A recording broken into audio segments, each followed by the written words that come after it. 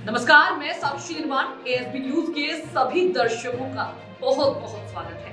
आइए शुरुआत करते हैं आज की कुछ मुख्य खबरों से। सीटू कार्यकर्ताओं ने क्रांतिकारी भगत सिंह सुखदेव राजगुरु का शहादत दिवस मनाया। कर्नाटक व सभा का किया आयोजन। अंग्रेजों का मानना था कि अगर इनको फांसी ना दी गई और इनको छोड़ दिया गया तो यह फिर से जनता में इनकलाब की बात करेंगे, जनता का राज कायम करने की बात करेंगे, साम्राज्यवाद मुर्दाबाद करेंगे और अंग्रेजों की तानाशाही का विनाश करेंगे। इन्हीं सब मुद्दों को विचार में रखते हुए भारत माता के इन 3 अमर शहीदों को फांसी दे दी गई।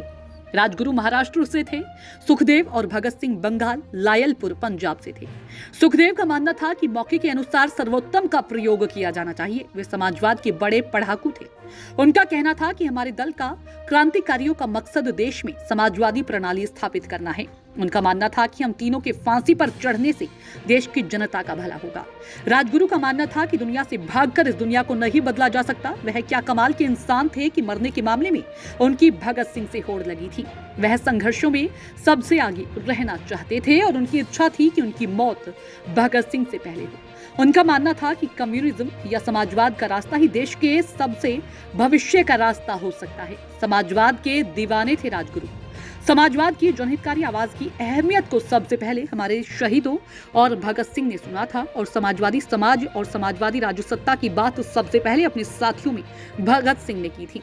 उनका लक्ष्य किसानों मजदूरों का राज काम करना और समस्त मानवता को सुखी बनाना था। भगत सिंह के आने से संगठन का जनतांत्रिकीकरण हुआ और संगठन के यानी HSRA के सबसे पहले सेनापति चंद्रशेखर आजाद को चुना गया था और भगत सिंह अपने संगठन के प्रचार मंत्री बने थे। भगत सिंह की पहल पर ही हिंदुस्तानी रिपब्लिकन एसोसिएशन को हिंदुस्तानी समाजवादी रिपब्लिकन एसोसिएशन बनाया गया था। गंगेश्वर दत्त शर्मा, जिलाध्यक्ष CI2 गौतम बुद्ध नगर। आज शहीद भगत सिंह राजगुरु सुखदेव का शहादत दिवस है, जिन्होंने देश की आज़ादी में बड़ा योगदान दिया है।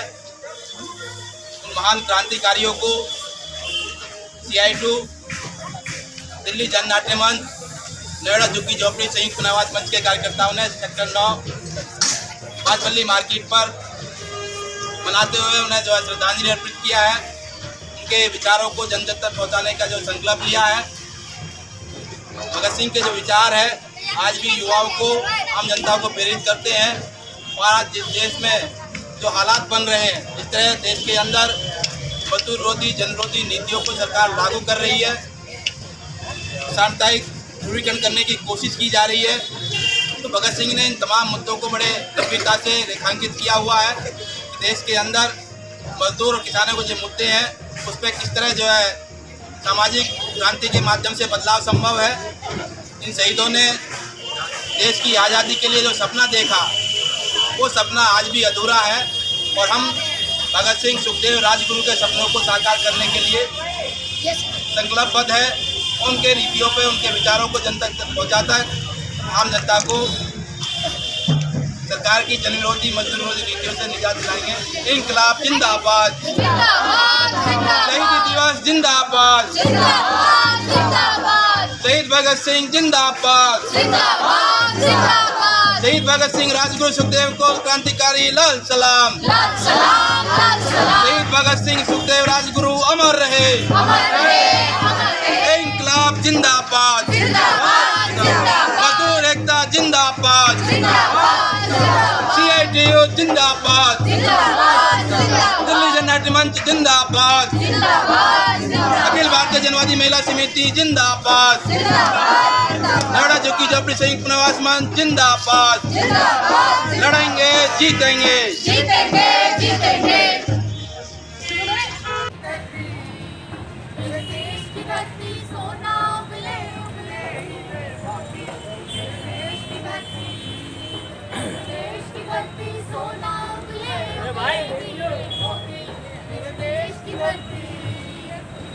भारत एक गांव का देश है। भारत की आत्मा उसके गांव और किसानों में बसती है। भारत एक कृषि प्रधान देश कहलाता है। देश की धरती सोना उगले उगले हीरे मोती, देश की धरती। भारत में 80% लोग किसी न किसी प्रकार से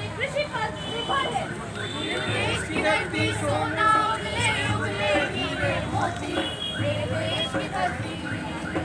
किसान के सम्मान में भारत में हर साल 23 दिसंबर को किसान दिवस भी मनाया जाता है। मेरे देश की धरती सोना उगले उगले हीरे मोती। किसानी पे सब्सिडी में कटौती, निजी कंपनियों का अनाज के व्यापार में प्रवेश, खेतों में बिजली के मीटर लगेंगे, निजी कंपनियों का निजी जमीन पर कब्जा। मेरे देश की धरती सोना उगले उगले हीरे मोती।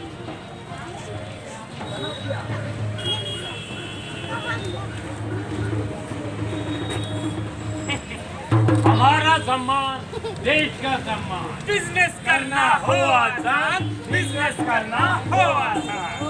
पूंजीपति देश का अन्नदाता होता है। ऑफ कोर्स हम किसी न किसी तरीके से इन पर निर्भर करते हैं। करते हो और करते रहोगे। इनका अर्थव्यवस्था में बहुत बड़ा योगदान है। बिल्कुल सही। हमारे मित्र, हमारे दिलजानी, ये कौन है? बताइए बताइए बताइए। Mister Ambani, Adani. Sir, bank, बीमा, रेल, जेल, पानी, अखबार की कहानी, जमीन, आसमान, बम जहाज और खेत। हम सब खरीदने की हैसियत रखते हैं। इसलिए ये इस देश की सबसे सम्मानजनक व्यक्ति है। हमारा किसी के व्यापार में प्रवेश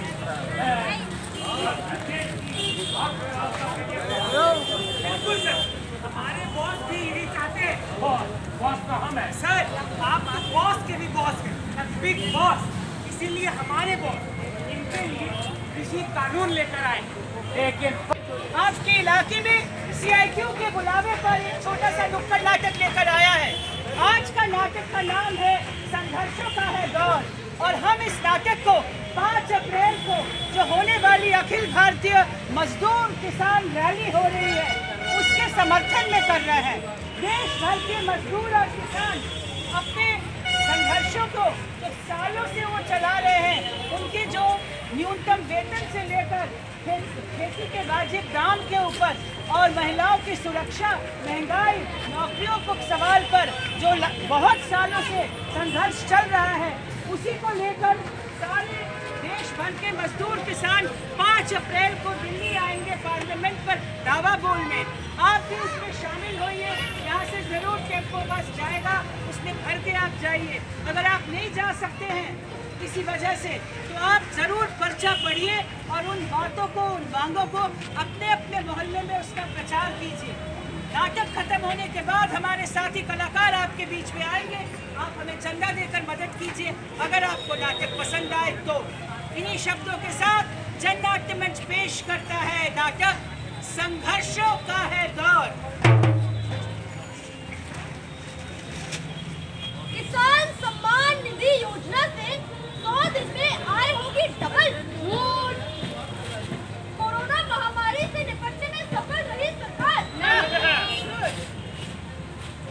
सरकार ने दी मजदूरों को लेबर कोड की सौगात। चालू हुआ गरीब कल्याण रोजगार अभियान।